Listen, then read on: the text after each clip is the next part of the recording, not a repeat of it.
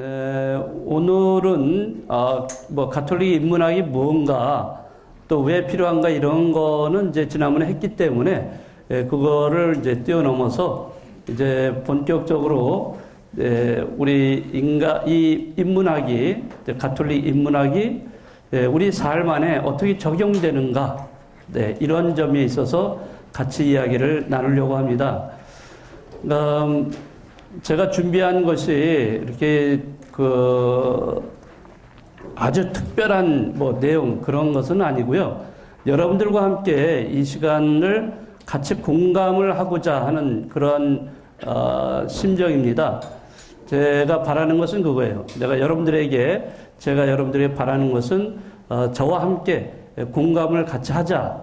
뭘 공감하느냐? 우리 인간에 대한 이해를 공감하자. 이제 그런 의미입니다. 제가 늘 주장하지만은 인간에 대한 이해를 먼저 하지 않고서 하느님께 다다를 수 있는 사람은 없습니다. 인간이란 조건을 제거하고 인간이란 조건을 배제하고 하느님을 이야기하고 또 하느님을 향한다라고 하는 것은 어불성설이에요. 왜? 우리는 육체를 갖고 있고 또 정신과 마음을 갖고 있기 때문에 우리는 영적인 것만 가지고서 하느님을 향한다는 것은 말짱 거짓말이에요. 누가 신앙생활 하시는 분들 중에 나는 영적인 생활만 한다. 이렇게 주장을 하신다면은 그분은 정말 거짓말쟁이에요. 왜? 인간은 땅을 딛고 이 육체를 가지고 살아가기 때문에 그렇습니다. 그러면 우리의 육체, 우리의 정신, 우리의 마음, 이러한 것들과 영적인 것, 이것이 서로 결합이 돼서 온전한 인간을 이해해야 되는데, 우리 신앙생활 하시는 분들 중에 보면은 그러한 인간적인 요소를 싹 배제해버리고, 오로지 영적인 것만 이렇게 생각을 하시고, 그걸 추구하는 그런 경향도 있어요. 이제 그러한 거는, 그것이 올바른 신앙생활은 아니라는 거죠. 우리가 이렇게 두 눈을 갖고 있고 또 우리가 두 팔이 있고 두 다리가 있고 심장이 있고 뛰고 이런 우리의 삶이에요.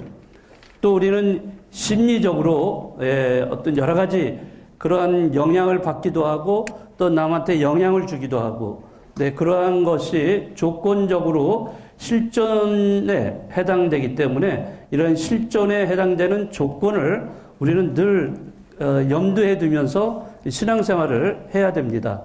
그래서 인간의 조건을 만족시키지 못하는 이런 상태에서 우리가 영적인 것을 채우려고 한다는 것은 그것은 계단을 없이 우리가 위로 올라가려고 하는 거나 똑같습니다. 그래서 계단을 밟고 제대로 올라가야 돼요. 그것이 바로 인간의 지성, 또 인간의 또 인성, 그리고 그 이후에 영성으로 갈 수 있는 길이라고 할 수 있습니다. 그래서 가톨릭 인문학이라는 것을 저는 이 두 가지, 오늘 이제 여러 가지로 표현할 수 있지만은 인간성에 대한 깨달음, 인간의 그 조건을 우리가 깨닫는 거예요.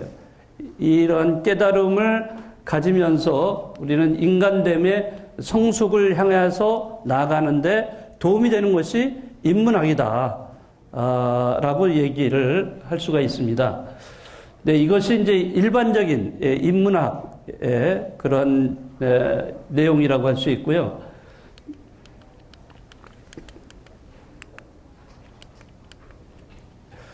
그 인문학의 주된 그 질문은 두 가지예요. 하나는 나는 누구인가? 그리고 그 다음에 나는 어떻게 살 것인가?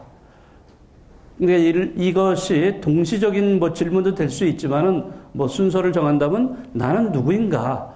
나를 먼저 성찰하고 나를 먼저 반성하는 가운데에서 타자를 향할 수가 있어요. 타자에 대한 이해, 이거는 이웃에 대한 이해, 이웃과의 관계입니다. 그러니까 나를 이해하지 못하고 이웃을 이해할 수는 없어요. 그러니까 전제 조건은 이웃을 향하고 타자를 향하기 위해서는 또 타자에 대한 인식과 이해를 위해서는 내 자신부터 먼저 인식을 먼저 해야 된다는 거죠. 그래서 나는 누구인가 라는 것에 대한 질문을 끊임없이 던져야 돼요. 이제 이 방법이 누가 가장 먼저 철학자 중에서 했냐면 누구예요? 독배를 마신 소크라테스예요. 소크라테스는 늘 나는 누구인가? 그 소크라테스 뭐라고 질문했어요? 가장 유명한 질문? 내 자신을 알아라. 내 자신을 알아라 이런 있죠. 그러니까 너 자신을 알아라. 그거 아니에요. 네, 이건 너무나 많은 그러한 사람 누구나 다 알고 있는 이야기인데도 우리는 사실 너 자신을 알라 하는 그 내용을 우리는 알면서도 다 잊어버려요. 실제적으로 살아가는 데 있어서 살다 보면은 또 누군가 만나고 대화하고 이렇게 하다 보면은 내 자신을 잃어버리는 경우가 너무 많습니다. 잘 몰라요. 이거에 원래는 델포스 신전에 쓰여져 있다는 얘기죠. 거기에 가서 사람들이 신탁을 받으려고 갔는데 가면은 그 문 앞에 너 자신을 알라. 무슨 얘기냐 하면은 너는 신이 아니다. 신들이 이 인간들을 보니까 고약하거든요. 우리가 이렇게 인간도 만들어 놓고 그랬는데 이 인간들이 어느 틈인가 우리 자리를 자꾸 탐내고 신이 되려고 하고 있고요. 그래서 그 신들이 경고하는 의미에서 그 문에다가 신전 입구에다가 너 자신을 알라. 그러니까 신이 인간에게 던지는 그런 내용이었어요. 그런데 소크라테스가 그거를 보고서 인간학적인 전환을 이렇게 시키죠. 그래서 너 자신을 알라 그러면 인간관계 속에서 너 자신을 먼저 알 때 상대방을 알 수가 있다는 것. 그런 의미에서 소크라테스는 이렇게 나는 누구인가라는 질문의 대표적인 철학자라고 할 수가 있습니다. 그러니까 이제 너 자신을 알라. 나를 이제 곰곰이 생각하고 성찰하고 들여다 보니까 결국에는 인간이란 무엇인가 이런 거를 이제 차츰 알게 되면서 뭐라고 그래요? 그 다음에 이제 소크라테스가 하는 얘기가 나는 배부른 돼지보다도 배고픈 소크라테스가 되고 싶다. 그런 얘기 나오죠. 근데 무슨 얘기냐면 배가 부른 돼지보다도 그러니까 배가 불러서 돼지로서 사는 것보다도 배가 고프지만은 인간으로서 진정한 인간으로서 사는 게 그것이 진정한 인간이라는 것을 알려주고 있습니다. 그러니까 나는 누구인가라는 질문을 던질 때 비로소 내가 인간이 무엇인가를 알게 되고 또 인간으로서의 삶이 무엇인지를 또 알게 된다는 거죠. 그렇죠? 너무나 지당한 말씀입니다. 이게 특별한 이야기도 아니고, 그러니까 나를 알면 알수록, 궁극적으로는 이 타자, 그러니까 나와 다른 존재예요. 타자는. 이 타자를 먼저 내 안에서 만나야 돼요. 그 타자를 내 안에서 만나야 돼요. 그렇게 하려면은 그 타자를 내 안에서 먼저 만나려면은 나를 대상화시켜야 된다. 나를 객관화시켜야 돼요. 그러니까 여러분들이 쉽게 말하자면요. 여러분들이 아침에 일어나서 화장실에 가서 일도 보시지만 또 뭘도 쳐다보세요? 거울 쳐다보시죠? 아침에 일어나서 거울 안 쳐다보시는 분 계세요? 다 쳐다보시죠? 그럼 쳐다보면 뭘 보시는 거예요? 얼굴. 얼굴이 어떻게 됐어요? 부었어요? 얼굴이 어떻게 깨끗한가 아닌가, 눈곱이 꼈나, 머리가 흐트러졌나, 이러면서 세수하고 잘 가다듬고 이러면서 내 자신의 모습을 들여다보는 겁니다. 그런데 바로 거울의 역할이 바로 자기를 그 모습을 적나라하게 그대로 볼 수가 있는 거예요. 우리는 그것을 매일같이 합니다. 그럼에도 불구하고 우리는 내면의 나 자신을 잘 안 보려고 그래요. 겉은 잘 보는데 겉을 보면서 겉을 꾸미기에는 열심히 꾸미는데, 예, 그런데 내면을 들여다보지 않으려고 그래요. 그 내면을 들여다보면서 내면의 적나라한 나 자신을 발견을 해야 돼요. 그런데 그거를 잘 하지 않으려고 합니다. 그래서 참된 자기 자신을 바라봐야 된다는 거죠. 자, 이렇게 해서 내가 누구인가 이런 거를 보면서 자기 참된 자아를 찾고 그러면서 거기에서 절대적인 타자이신 하느님을 우리는 만나게 됩니다. 그 안에서 내 자신을 제대로 발견할 때만 비로소 거기에서 하느님, 절대적인 타자, 하느님은 절대적인 타자세요. 절대적인 타자이신 분을 내가 만날 수가 있습니다. 네, 그런 만남이 이루어질 때 비로소 나는 이웃을 제대로 타자로서 받아줄 수가 있어요. 그러니까 이웃과의 관계가 잘 안 되는 것을 생각해 보면요. 내가 하느님과의 관계, 절대 타자이신 하느님과의 관계가 어떤가, 이걸 먼저 살펴보셔야 됩니다. 그러니까 그것이 제대로 이루어지게 되면은요, 이웃도 타자 아니에요? 그 이웃인 타자를 내가 받아들일 수가 있다는 거죠. 관계를 또 만들어내고 그 관계 안에서 같이 어울릴 수가 있어요. 그런데 대부분 보면은 이 이웃을 타자로서 내가 인정하고 받아들일 수도 있지만은 많은 경우에 배제를 시키는 경우도 많습니다. 왜?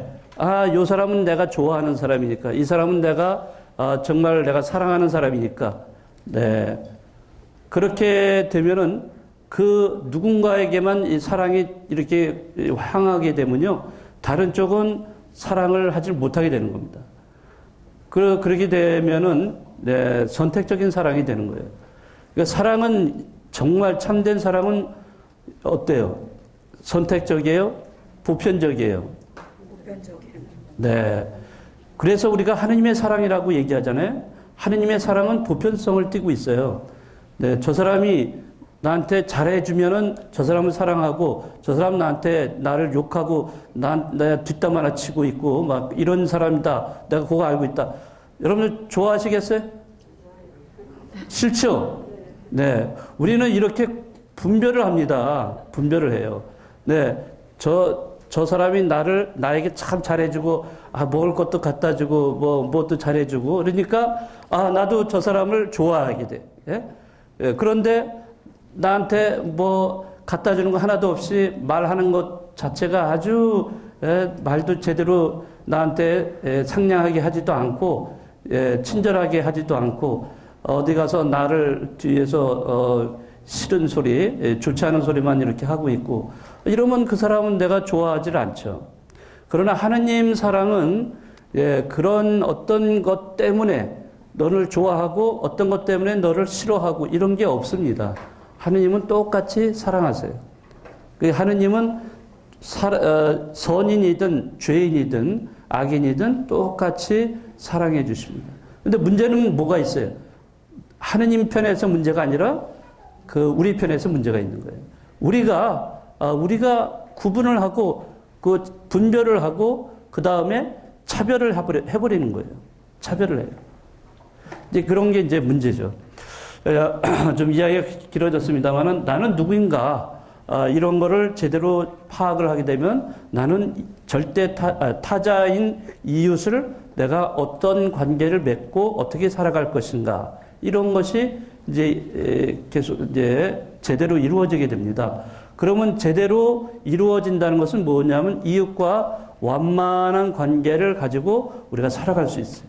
아무리 그 사람이 나를 싫어한다 하고 나를 미워한다 해도 내가 그 사람을 용서해주고 내가 좀 더 가까이 그 사람을 더 잘해주려고 하고 이렇게 함으로써 진정으로 내가 어떤 갈등을 해소를 하고 그러면서 이웃들과 함께 행복하게 살 수가 있어요. 그러니까 행복의 조건이 되는 겁니다. 우리가 진정한 행복의 조건은 어떻게 살 것인가 여기에 달려 있다고 보겠습니다. 자, 오늘은 여기서 요거 한 번 더 하고요. 네, 이거는 아까 말씀드린 대로 자기 나는 누구인가는 자기 성찰과 반성에 관한 것이고 어떻게 살 것인가 하는 타자의 관계성을 가지고 얘기하는 것입니다. 그래서 이 두 가지의 바탕을 이루게 되는 것, 이런 것을 통해서 바탕을 이루는 것이 영성을 향하게 될 수가 있다는 겁니다. 그러니까 이러한 영성이 이러한 것에 바탕을 두지 않는, 바탕이 없는 것은 진정한 영성이 될 수가 없어요. 그냥 공허한 영성이 될 수밖에 없습니다. 네. 자, 오늘은 이런 거를 통해서 제가 여러분들에게 말씀드리고자 하는 것은 이 호메로스의 일리아스라는 그 책에 대한 이야기입니다. 인간에 대한 이해뿐만 아니라 인간에 대한 사랑을 다루고 있습니다. 이 책은 네, 그렇다고 해서 뭐 제가 이 책을 다 읽은 것은 결코 아닙니다. 왜냐, 책이 너무 두꺼워가지고요. 네, 그렇지만은 너무나 유명한 책이죠. 여러분이 잘 아실지 모르겠지만은, 자, BC 8세기경 인류의 가장 오래된 문학작품이에요. 이거는 서사시를 갖고 있는 아주 위대한 그런 문학작품입니다. 네, 혹시 여기 계신 분들 중에서 일리아스 책 읽어보신 분 계신가요? 읽다 말았어요. 네, 그렇죠. 지루할 겁니다. 네, 엄청나게 두꺼운 책이라서 그렇게 읽기가 쉽지는 않은데, 그러니까 이제 중요한 것만 읽으셔도 사실 괜찮습니다. 네. 그러면은 이제 다 완독을 하신 분은 없으니까 제가 마음대로 이야기해도 되겠습니다.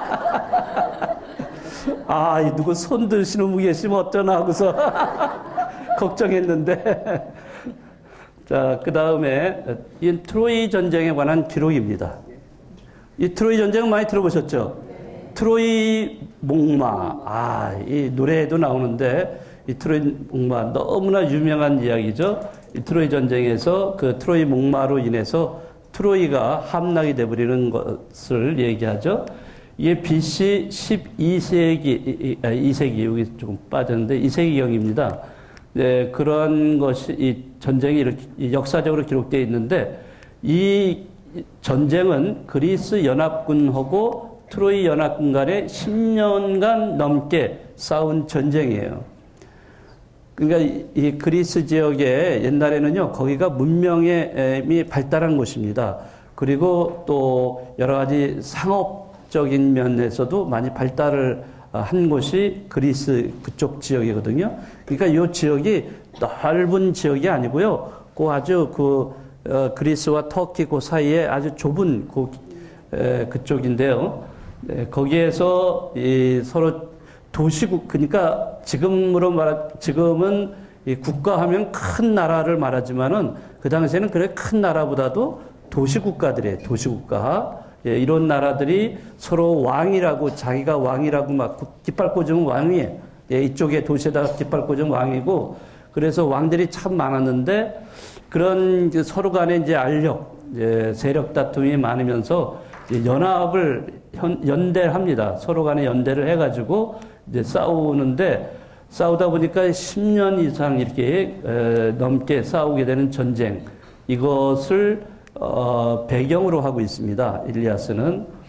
그 다음에 이 일리아스라는 책은요, 그리스 신화의 아주 중요한 원전입니다. 물론 그리스 신화, 로마 신화 이런 거 많이 읽어보셨죠? 또 내용도 많이 들어보셨죠?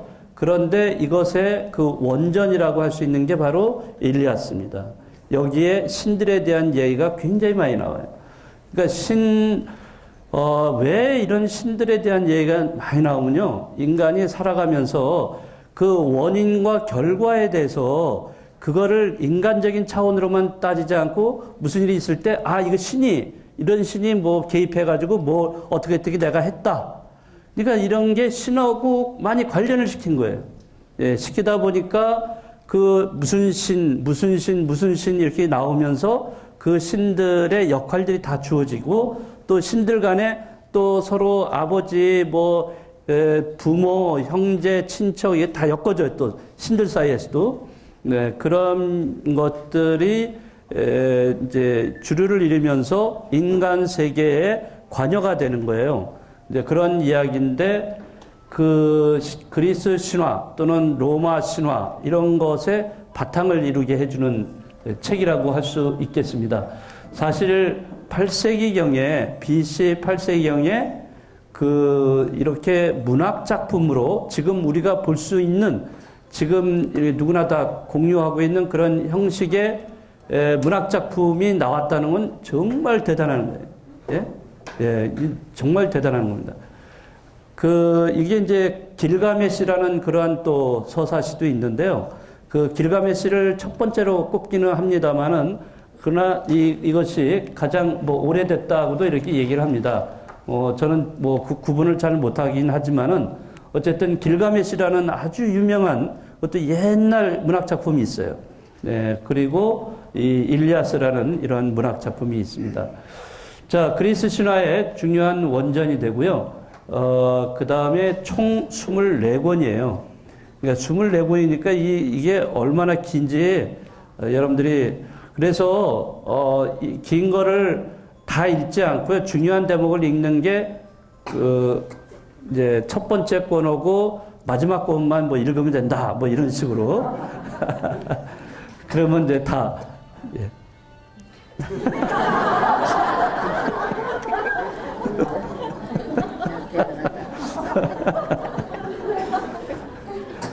네, 아주 백뮤직까지 이렇게 또 나오네.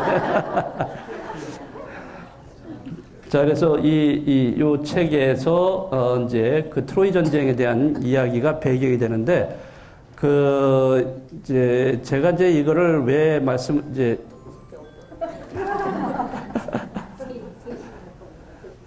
네, 이거를 이야기하고자 하는, 다루고자 하는 이유는 이 책의 인간성, 이제 인간에 대한 이해와 참된 인간성에 대한 발견, 그리고 인간에 대한 사랑, 이것이 쭉 깔려 있습니다. 네, 그런 것이 깔려 있어요. 그래서 이 인간에 대한 사랑, 그러니까 인문학이라는 것은 사실 인간성이잖아요. 인간을 이해하고 인간화돼가는 거예요. 참된 인간이 되고자 하는 그 길이 인문학이에요. 예. 그런데 그 인문학을 쫓아서 이러한 책이 그러한 인간성을 향해주고 인간에 대한 이해를 도모해주고 인간에 대한 사랑을 여기서 보여주는 책이 된다는 거죠. 그러니까 BC 8세기경에 이러한 책이 나왔다는 것은 대단한 거예요. 서구 문화에서 대단한 책이라고 할 수 있겠습니다. 자, 그래서 여러분들에게 지금부터 이 트로이 전쟁에 대해서 제가 그 일부분을 여러분들에게 좀 보여드리고 싶은데요. 그거를 혹시 트로이라는 영화 보셨나요?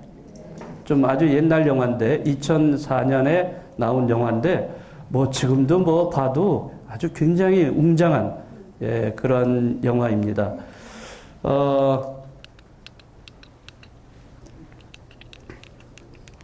네, 아까도 말씀드렸듯이 트로이 전쟁은 트로이 연합군과 그리스 연합군 간의 10년간의 전쟁을 그리고 있습니다. 그리고 여기 트로이에서는 총사령관이 헥토르라는 헥토르라는 총사령관이 있습니다. 헥토르라는 총사령관이 있는데 이 헥토르는 굉장히 존경받는 인물이에요.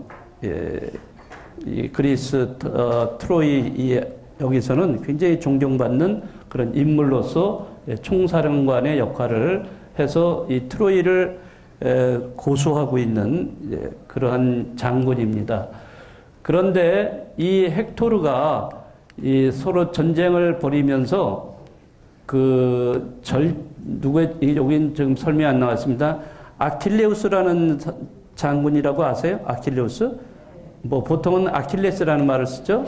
네, 아킬레우스라는 장군의 절친인 파트로클로스를 죽입니다. 싸우면서 죽이는 이런. 근데 이 파트로클로스는 이 아킬레우스의 아주 절친한 친구인데, 근데 네, 누가 좀 도와주시죠? 좀 아니요, 저희 잘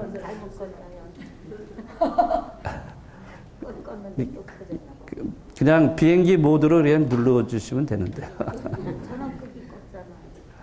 네, 이 파트로클로스가 그러니까 이 트로이의 그 이제 첫째 이 장남이에요. 헥토르는 장남이고 둘째가 있는데 파데스인가요? 네, 그 둘째가 이쪽 그리스 쪽을 가서 거기에서 그 누구예요? 스파르타의 그 왕비를 그 납치를 합니다. 납치를 해서 트로이로 데리고 와요.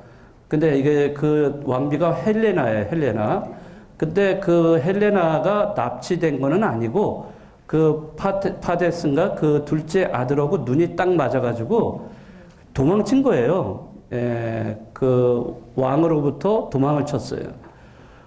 그래가지고 배를 타고 트로이로 들어왔는데 이제 헥토르가 그걸 알게 됐어. 큰일 난 거예요, 이제.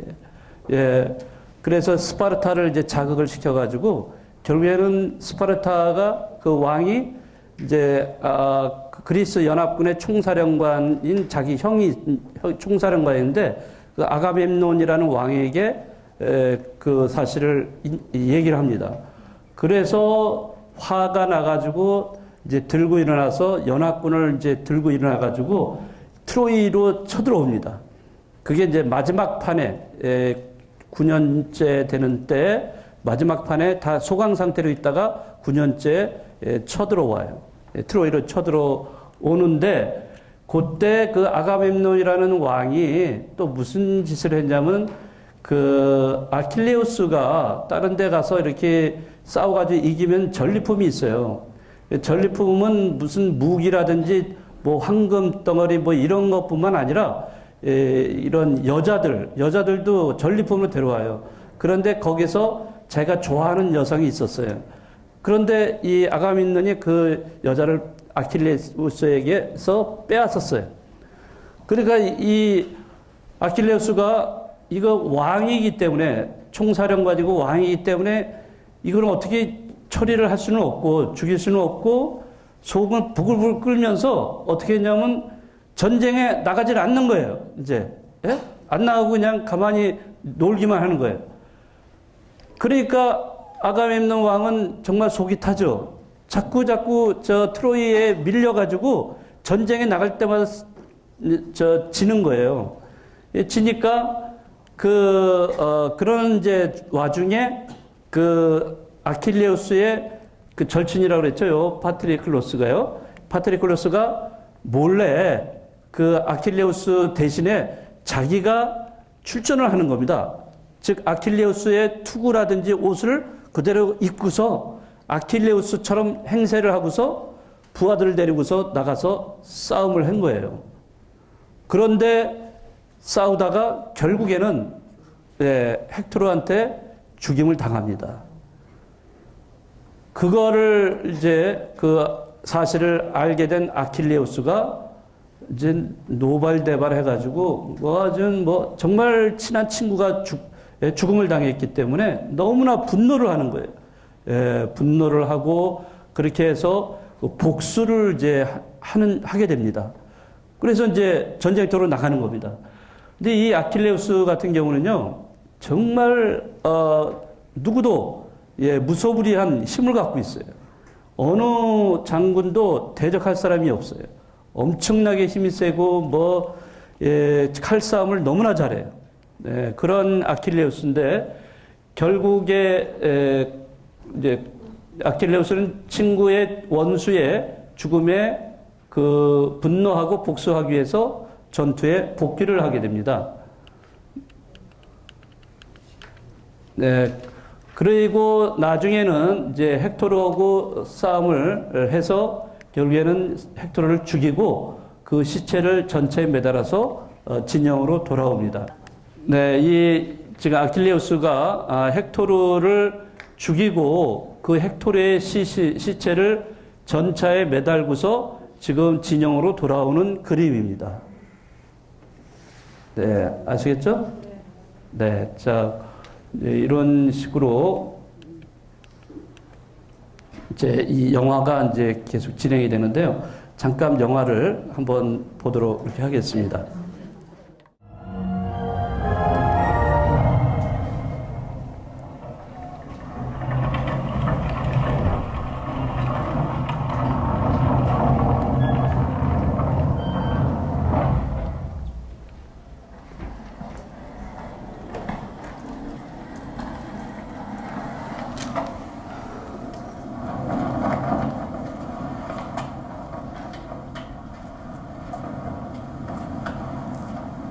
I've seen this moment in my dreams.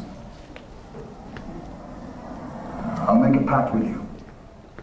When the gods as our witnesses, let us pledge that the winner will allow the loser all the proper funeral rituals.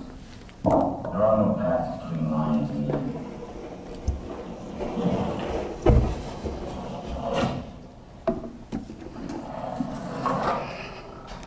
Now you know who you're fighting.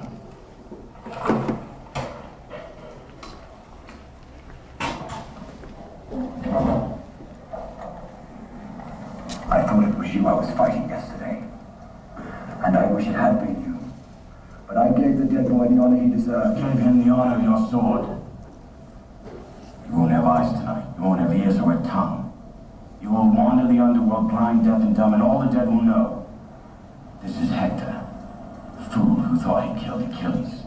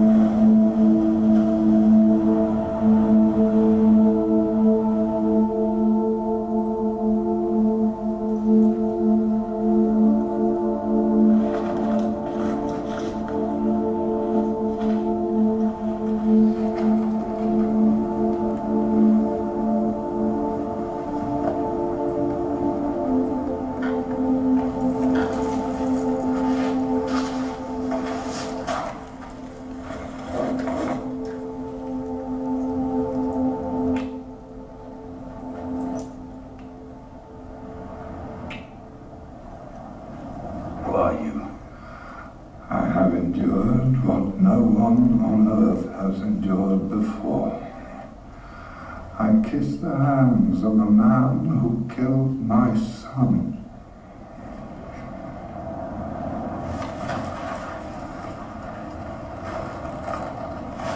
Priam? How did you get in here? I know my own country better than the Greeks, I think.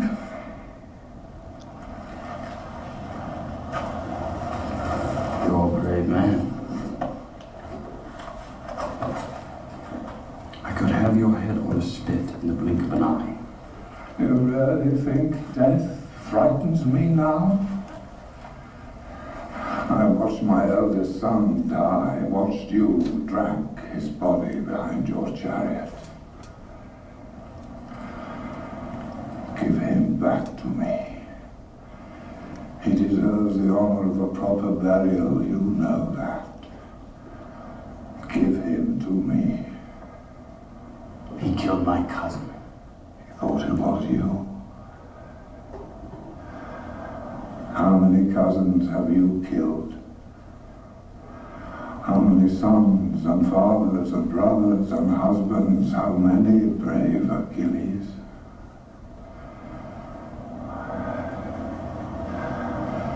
I knew your father. He died before his time. But he was lucky not to live long enough to see his son fall.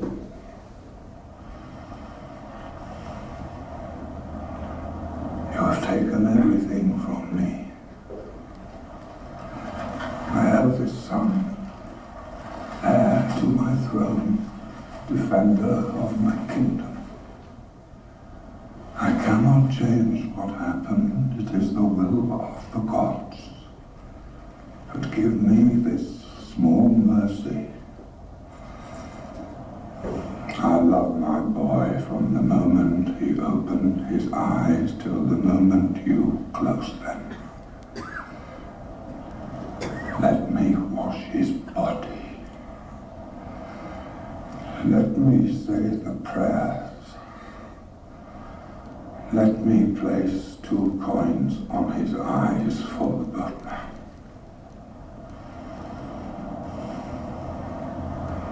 If I let you walk out of here, if I let you take her, it doesn't change anything. You're still my enemy in the morning. You're still my enemy tonight. But even enemies can show respect.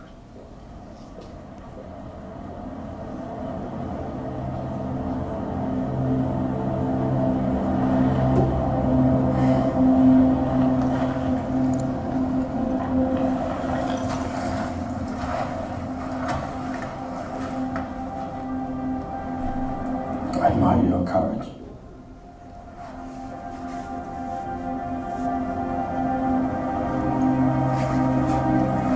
Meet me outside in a moment.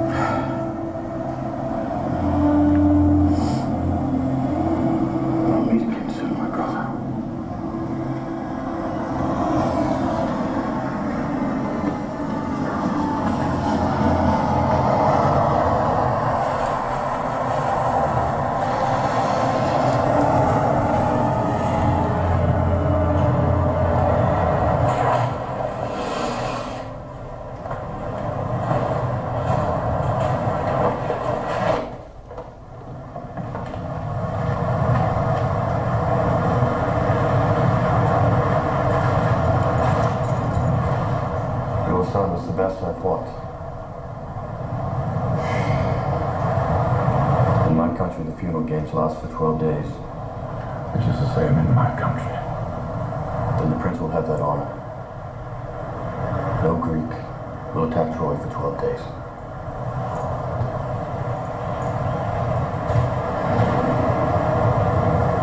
Chrysalis?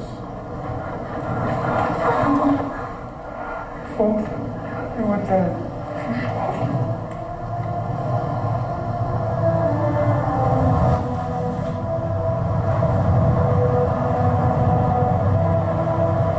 Go free.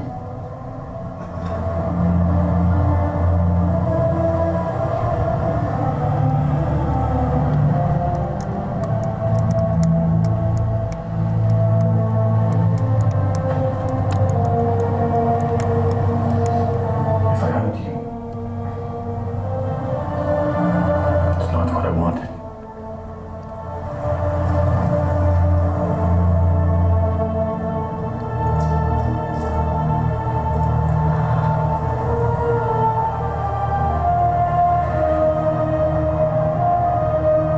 Go.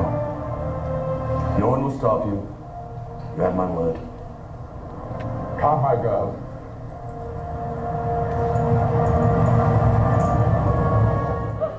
네, 제가 조금 아까 설명을 미리 해드리고 보여드렸는데 좀 이해가 가시나요? 네, 지금 이제 여기 트로이라는 영화에서 그 트로이 전쟁에 대한 그 과정, 특히 아킬레우스가 친구를 잃어버리고 난 다음에 완전히 분노에 가득 차가지고 복수라는 것만 이제 남게 되는 거예요. 그러니까 이 아킬레우스는 어떻게 보면은 이 인간이기보다는 이 야수로 변한 거예요, 야수. 예? 야수로 변해서 전쟁에서 그냥 다 모든 그 상대 적군을 다 이렇게 죽이는 이런 역할을 하게 되는데, 이제 그 중에서 헥토르에 관련된 이야기, 헥토르가 이렇게 죽임을 당했는데 그 아버지가 찾아오죠. 네, 아버지가 찾아와서 그 아킬레우스에게 이제 설득을 합니다. 사실 자기 아들을 죽인 장본인인데 그 아킬레우스에게 무릎을 꿇고 그 다음에 그의 손에다가 친구를 하고, 네, 이런 모든 예식을 취하면서 자기 아들의 시신을 가지고 가서 장례를 치르게 해달라, 이렇게 설득을 합니다. 그러면서 그 설득의 내용도 굉장히 아주 뭐랄까 시적인 내용으로 되어 있습니다. 원래 원전에 보면은 거기에서 여기도 나오지만은 자기 아버지, 그러니까 너도 네 아버지가 네가 젊었을 때 돌아가셨는데 네가 죽는 것을 보지 않고서 돌아가셨으니 얼마나 좋으냐. 근데 나는 이렇게 내가 눈이 뜬 상태에서 아버지로서 아들이 죽는 모습을 그대로 그냥 생생히 너무 봤다는 그런 불행을 겪었다는 거를 이제 상기시켜 줍니다. 이제 그럴 때 그 아킬레우스가 결국에는 그 아버지의 그러한 그것에 연민을 느끼고 그 시신을 아버지한테 돌려줍니다. 자, 그런 과정이 결국에는 어떻게 보면 그 위대한 인본주의 서사시로서의 일리아스가 가치가 있지 않는가, 이런 생각이 듭니다. 자, 아킬레우스는 친구의 원수를 갚기 위해서 전쟁터로 나갑니다. 헥토르하고 일전을 치르고 그를 죽이고 분이 풀리지 않아서 헥토르의 시체를 끌고 다니면서 욕을 보입니다. 그런데 그의 아버지가 찾아와가지고 아들의 죽음에 엄청 슬픔에 잠긴 프리아모스는 아들을 찾아오는데, 사실 그 아내는 가기 전에 아내가 만류를 해요. 왜냐하면 야만적인 아킬레우스를 믿을 수 없다는 거죠. 가봐야 죽음을 당할 수밖에 없다. 그런 아킬레우스는 눈꽃만큼이라도 동정을 베풀지 않을 거다. 그런 얘기를 하지만은 프리아모스는 아내의 만류에도 불구하고 아들의 시신을 찾으러 간 거예요. 정말 이거는 대단한 용기를 가지고 간 거예요. 네. 네, 그 원수에게 찾아간 거죠. 자, 여기서 프리아모스가 이렇게 얘기를 하죠. 그대의 아버지를 생각하시오. 예? 트로이에서 돌아올 아들을 고대할 것이요. 허나 나는 참으로 불행한 사람이요. 훌륭한 아들들을 낳았지만 한 명도 남지 않았으니 말이요. 다 전쟁에 다 죽었어요, 아들이. 예. 그대의 아버지를 생각하여 나에게 동정을 베풀어 주시오. 나는 세상에 어떤 사람도 참아 못한 짓을 하고 있지 않소. 이렇게 그 설득을 시키는 그런 내용이 담겨져 있습니다. 자, 이러한 그 설득에 아킬레우스가 정말 깊은 연민을 느끼면서 두 사람이 부둥켜 안고 눈물을 흘렸다고 합니다.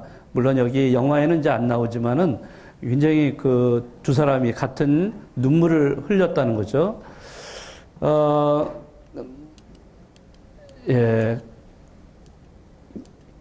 그래서 이제 그 마음이 이제 움직여져서 결국에는 그 아들의 시신을 돌려줍니다. 그리고 그 진실한 그 인간의 모습을 이 아킬레우스가 이제 우리에게 보여주는 겁니다. 사실 이름으로 인해서 결국에는 아킬레우스, 야수, 복수에 불타는 야수의 세상에서 벗어나서 인간의 세상으로 돌아오게 됩니다. 그러니까 이 아킬레우스가 변화가 이제 일어나는 거예요. 네? 그 복수심에 가득 찼던 한 존재가 이제는 그 연민의 정을 느끼면서 인간으로 돌아오게 되는 거예요. 네. 이제 여기 이런 대목 때문에, 이러한 것 때문에 이 일리아스라는 그 책이 그렇게도 유명한 거예요. 고전이 된 이유가 바로 인간에 대한 사랑을 담아내고 있기 때문에 그렇게 고전이 될 수가 있었던 겁니다. 네. 인간에 대한 이해를 우리가 이 대목을 통해서 잘 알 수가 있어요. 네. 그러니까 분노와 용기보다 더 위대한 것은 인간에 대한 사랑이라는 거예요. 사랑의 힘, 인간에 대한 사랑의 힘이 그 위대하다는 거죠. 네. 이렇게 한 인간의 변화를 보여준 작품으로서 일리아스가 바로 그래서 위대한 작품이 될 수 있다는 것을 우리에게 알려주고 있습니다. 네, 그리고 인문학이라는 것은 바로 이겁니다. 인간성을 깨닫게 해주는 거예요. 인간성. 내가 인간이라는 거예요. 우리가 인간이라는 사실을 깨닫는 거예요. 자, 그런데 우리가 사는 이 현실을 보면은 자본주의 사회, 돈과 권력으로 움직여져요. 자본과 권력이 이 세상을 지배하고 있기 때문에 이제 이런 것에 인간도 지배당하게 되면은 인간은 괴물로 변해버려요. 인간이 괴물로 변하고 또 요즘 뭐 영화에 많이 나오지만은 이 좀비 있죠, 좀비. 네. 그냥 딱 해가지고 다다다다다 해가지고 막, 예? 그리고 또 꽉 상대방을 물어버리면은 그 사람도 좀비가 돼버리는 거예요. 예? 그러니까 전염이 되는 거죠, 전염이 돼. 그러니까 좀비 영화가 왜 이렇게 최근에 많이 나왔느냐? 사람이 자꾸 이렇게 좀비로 변해가고 있어요. 좀비라는 것은 생각을 할 수 있는 존재입니까? 존재는 생각도 안 해요. 생각이 없어요. 그저 쫓아가는 거예요. 예? 살아있는 사람들 쫓아가서 무는 거. 이게 목적이에요.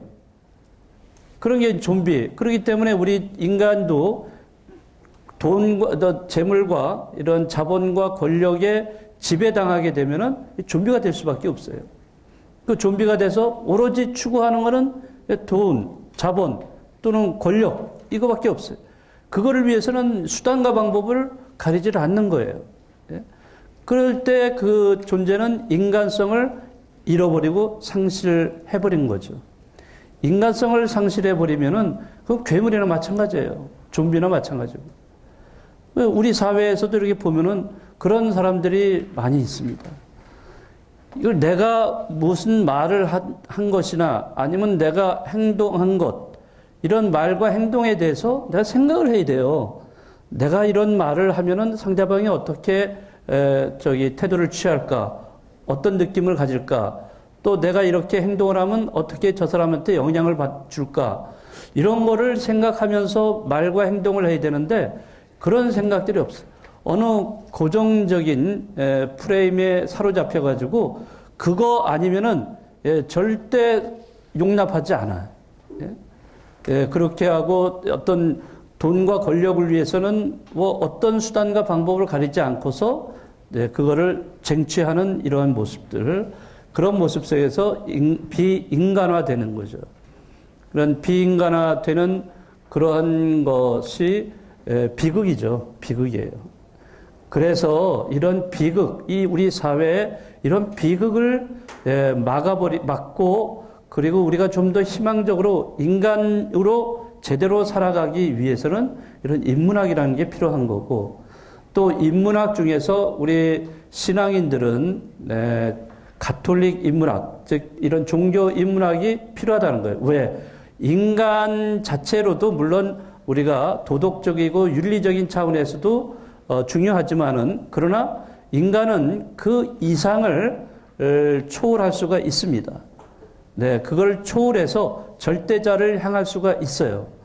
그러한 인간에게는 그러한 어떤 능력, 에너지, 힘이 있기 때문에 그것까지도 포함해서 우리는 함께 고려할 때 우리는 진정한 인간으로서 하느님 그분을 향해서 우리가 초월의 그러한 과정을 거칠 수가 있어요.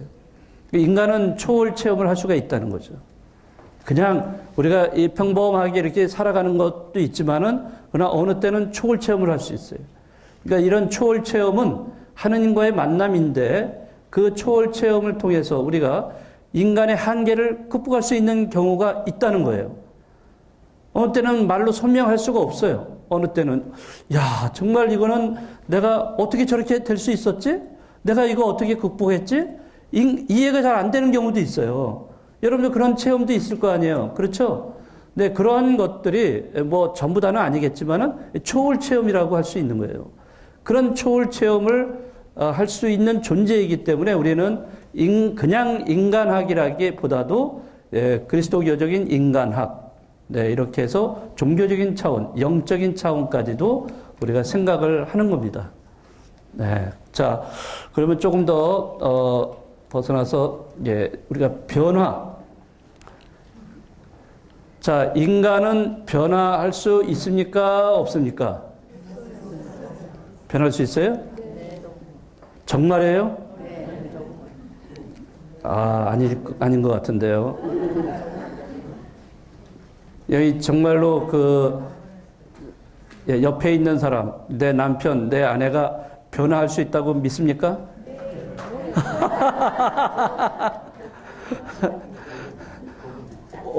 네? 조금만요? 조금만. 노력하면 변할 수 있어요? 네. 절대로 저 인간은 안 변한다. 그렇게 생각하시는 분. 아마, 마음속으로는 아마 손 다 드셨을 것 같아. 네. 이상하게 그렇죠. 사실, 변화돼서 서로 잘, 알뜰살뜰, 알콩달콩 이렇게 살면 참 좋을 텐데, 안 변해. 그 인간은 진짜 안 변해. 진짜 안 변해. 안 변해. 네. 그래서 지금 우리가 객관적으로, 인간은 변할 수 있는가? 이런 질문에, 변할 수 있다라고 얘기를 하실 수 있지만은, 그러나 또 변화될 수 없다라고 단정 짓는 경우도 꽤 있을 겁니다. 왜? 그렇게 체험을 이렇게 해오셨으니까. 자, 그런데, 물론 이제 변하지 않으려고 하는 사람도 있고, 변하려고 노력하는 사람도 있습니다. 근데 이 변하려고 하지 않는 사람들은 어떻게 할 수가 없어요. 그 사람은 그냥 놔둬야 돼. 네? 나만 괜히 고생하고, 나만 힘들어. 그냥 놔두고요. 누가 변해야 돼요? 내가 변해야 돼. 이 사실은 너무나 잘 알아. 여기 계신 분들 다 잘 아실 거예요. 알면서도 안 그래. 계속 상대방 너 변해라, 너 변해라, 너만 변하면 정말 우리 가족들 너무 가정이 화기애매한 그런 화기애애한 그런 가정이 될 텐데 너가 안 변하니까 이 모양 이 꼴이 아니냐 이런 식으로 얘기를 할 수 있고 그러다 보니까 상대방에게 뭐든지 책임 전가를 다 시켜요. 너 때문에 그래, 너 때문에. 이런 식으로 이제 다 책임 전가를 시키죠. 네, 그래서 이 변화라는 것은 사실 우리가 인생을 살아가면서 태어나서 죽을 때까지 그 사이에는 뭐가 있어요? 태어나는 거, birth, 비하고 죽음, death 그 사이에 뭐가 있어요? 초이스가 아니라 체인지입니다. 체인지. 변화가 있는 거예요. 예. 우리가 육체적으로도 변하잖아요. 어릴 때부터 해서 점점 시간 지나면서 죽을 때까지 변화가 이렇게 생겨나잖아요. 네, 그런 뭐 변화도 있지만은 우리 마음의 변화도 있어요. 네, 여러 가지 변화가 있다는 거. 변하지 않으려고 해도 변화될 수밖에 없습니다. 자, 인간의 변화의 가능성은 두 가지가 있어요. 첫째는 자기 자신에 대한 거, 자기 성찰과 반성을 통해서 회개함으로써 변하는 거예요. 그렇게 하신 분들이 많죠? 바오로 사도라든지 또는 아우구스티누스 성인이라든지 뭐 그 밖에 그런 회개에서 변화된 사람들이 꽤 있습니다. 그런 변화도 있지만은 또 하나는 타자에 대한 이해와 공감과 연민과 자비를 통해서 자기가 변화되는 경우도 있습니다. 다른 사람을 통해서도 제가 변화되는 경우도 있어요. 두 가지 가능성을 한번 잠깐 살펴본다면요. 우선 자기 성찰과 반성을 통해서 회개하고 변화될 수 있다는 겁니다. 자, 이 자기 프레임에서 벗어나야 돼요. 그러니까 이 프레임을 많이들 갖고 있습니다. 고정 프레임이라고 얘기합니다. 이런 고정 프레임은 일종의 편견, 고정관념이라고 얘기합니다. 편견 내지는 고정관념이 누구에게나 많이 있어요. 이건 보편적으로 다 갖고 있는 건데 이런 것이 너무 강하게 되면은 다른 사람들을 받아들일 수 없어요. 왜? 다른 사람들은 다른 프레임을 갖고 있거든요. 그런 다른 사람들의 프레임을 갖고 있는 사람을 내가 수용할 수가 없습니다. 그러니까 이런 자기 프레임에서 벗어날 수 있어야 되는데 그것은 바로 사랑의 힘입니다. 사랑의 힘. 아까 아킬레우스 보셨죠?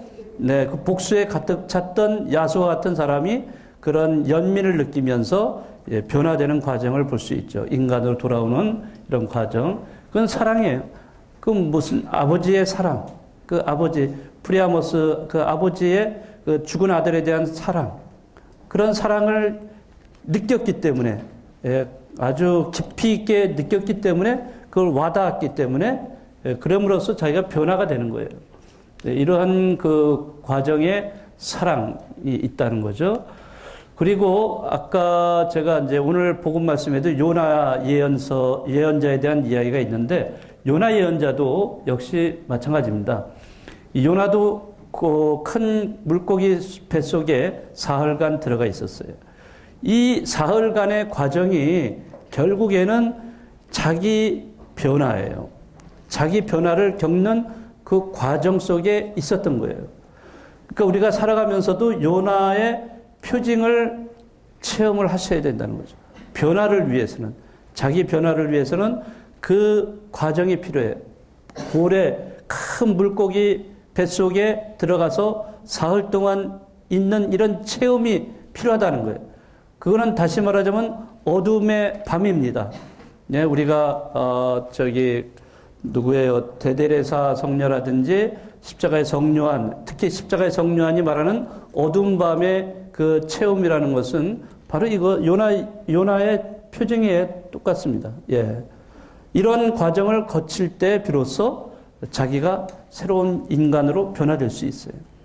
하느님한테 도망간 요나가 이제는 새롭게 변화돼서 하느님이 그 사명을 주신 그 곳, 즉 아시리아의 니네베로 돌아오게 되는 거죠. 그래서 하느님의 사명을 수행하는 존재가 됩니다.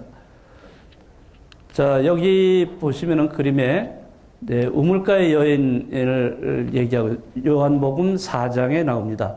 예수님께서 그 사마리아 지역을 지나가시다가 우물가에 거기서 물을 푸고 있는 여인을 발견하고서는 그 여인에게 뭐라고 그러죠? 네, 마실 물을 달라고 그랬죠. 그랬더니 깜짝 놀래가지고 깜짝 놀래서 이 사마리아 여인이 아니 유대인들이 왜 어떻게 여기 지나가고 또 나한테 웬 남자가 저 물을 달라고 이렇게 이거 그렇게 풍습이 안 돼 있는 거예요. 원래는 그렇게 하면 안 되는데 예수님께서 그냥 격이 없이 그냥 하신 거죠. 그러면서 이제 예수님이 하신 말씀은 내가 너에게 영원히 목마르지 않는 물을 주겠다. 네, 그러니까 그거요? 저한테 좀 주세요. 왜? 그 여인은 매일 요 뜨거운 정오에 뜨거운 정오 때 와서 물을 기릅니다. 왜 그럴까요? 그렇죠. 자기가 올바른 삶을 지금 살고 있지 않기 때문에 그렇습니다. 남편이 몇이라고요? 6? 7? 5? 저도 세어보지 않아서 잘 모르겠어요. 아무튼 여러 명이 그렇게 있는 여성이기 때문에 자기가 스스로 자기 자신을 너무나 잘하고 창피하니까 다른 여자들이 오는 그때 좀 그늘이 지고 선선할 때가 아니라 사람들이 많이 올 때가 아니라 아무도 안 올 때 몰래 와서 물을 깃는 거예요. 그러니까 예수님은 벌써 그거를 딱 인지하고 계신 거죠. 그래서 대화를 이제 하게 되고 대화를 하는 중에 그 영원히 목마르지 않는 물을 주겠다 했는데 그렇게 대화를 하다 보니까 바로 예수님이 메시아라는 사실을 이 여성이 깨닫게 됩니다. 그렇게 해서 예수님이 바로 영원히 목마르지 않는 생명수를 주시는 분이라는 것을 이제 믿음을 갖게 되는 거예요. 그래서 이 예수님을 만남으로써 이 여인은 이제 새로운 존재로 변화가 돼요. 자, 이런 과정을 이 그림, 누구 그림? 지고개도라는 화가 있죠? 네, 그 지고개도라는 화가가 이렇게 그림으로 그렸어요. 여기 우물을 바라보고 있습니다. 여기는 물이 있어요. 근데 지금 잘 보이실지는 모르겠는데 여기에 물에 비친 모습이 있습니다. 그래서 하나는 자기 모습이고 하나는 예수님의 모습이에요. 그러니까 자기를 들여다보는 거예요. 우물이라는 것은 자기의 내면이에요. 내면 속에 자기의 참된 자기 자신과 또 절대 타자로서의 주님을 만나게 된 거죠. 그런 만남, 정말 이 만남을 통해서 이 새로운 존재로 변화가 되는 겁니다. 사마리아 여인이 이렇게 회개를 한 거죠. 그 대화를 하는데 자기 삶을 돌아보는 순간이 되고 또 자기 정체성을 인식하면서 내면을 성찰할 때 주님을 발견하게 된다는 거죠. 그래서 예수님을 메시아로 고백하고 마을 사람들에게 예수님을 선포하고 선교하는 존재가 되는 거예요. 선교사가 되어버린 거예요. 선교사가. 네. 자, 이렇게 그 변화, 자기 자신의 변화가 예수님을 만남으로써 이루어진다는 거, 이런 거를 이제 알 수가 있습니다. 네. 그 다음에, 변화의 힘으로서는 이제 사랑을 우리가 그 외적으로, 이제 자기 자신 안에서가 아니라 외부 타자를 통해서, 그 타자에 대한 사랑을 통해서 자기가 변화되고 있다는 것을 알 수가 있어요. 자, 여러분들이 그 뚜르게네프라는 그 러시아 대문호를 아실지 모르겠어요. 뚜르게네프의 작품 중에 이 참새라는 이 제목의 그 아주 짧은 단편 소설이 있어요. 수필이죠, 수필. 거기에 보면은 이제 뚜르게네프가 큰 사냥개를 데리고 밖으로 사냥을 하고서 이제 돌아왔어요. 돌아오는데 이 사냥개가 갑자기 집 가까이 왔는데 갑자기 뛰어갔는데 그 왜 뛰어갔나 했더니 나무에서 참새 둥지가 있는데 참새 둥지에 새끼 참새가 바람에 떨어져 버렸어요. 그 발버둥을 치고 있는 거를 사냥개가 바로 잽싸게 가가지고 그거를 물어서 이제 죽이려고 했던 그 순간이죠. 그렇게 하고 있는데 갑자기 하늘에서 날라와가지고 어미새가 날라와서 사냥개의 콧잔등을 탁 치고서 또 날아가고 이러는 거였어요. 그리고서 이 새끼에게 그 자기 새끼 고기에 와가지고 막 그 큰 개를 향해서 그냥 굉장히 부르짖고 있는 거예요. 울부짖고 있는 거예요. 그러면서 막 이제 소리가 나질 않는 상태에서 막 발발발발 떨면서 개를 향해서 그 저항의 몸짓을 하고 있었던 겁니다. 그러다가 이런 거를 사냥개가 너무 이 낯선 이런 광경을 보고서는 정말 놀래가지고 사냥개도 놀래가지고 뒷걸음 치는 거예요. 뒷걸음을 치고 그러면서 이 어미새는 그 자리에서 죽어버립니다. 자, 이렇게 해서 새끼 그 참새는 살아남게 되죠. 자, 여기서 보면은 사나운 사냥개로부터 새끼 참새를 구하려고 목숨을 걸고 덤비는 참새의 모성애를 볼 수 있는 거예요. 이게 사랑이에요. 자식을 향한 사랑. 자기 목숨을 내놓는 그런 사랑, 어미의 사랑은 죽음보다 강하다는 거죠. 이게 이제 거룩한 본능이라고 얘기합니다. 우리가 본능적으로 살아가는 경우 많잖아요.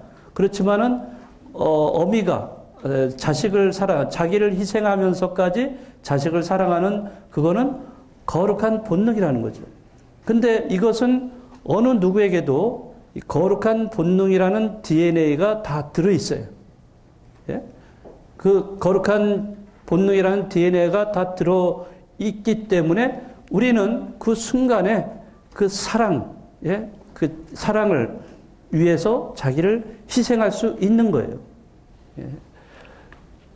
자, 타자에 대한 이해, 공감, 그리고 연민과 자비가 있음으로 해서 사랑이 거기서 나오게 되고 그런 사랑을 실천함으로 인해서 자기 자신이 변화가 되는 겁니다. 네? 이타적인 존재로, 남을 위한 존재로 이렇게 변화가 되는 겁니다. 그래서 그러한 진정한 사랑을 통해서만이 변화가 가능해진다는 것을 알 수가 있습니다. 네. 자, 네. 오늘, 그 사랑, 변화에 대한 인간학에 대해서 제가 몇 가지 이렇게 좀 약간 중문한 방식으로 여러분들에게 말씀을 좀 드렸습니다. 좀 시간이 좀 오래 지났는데요.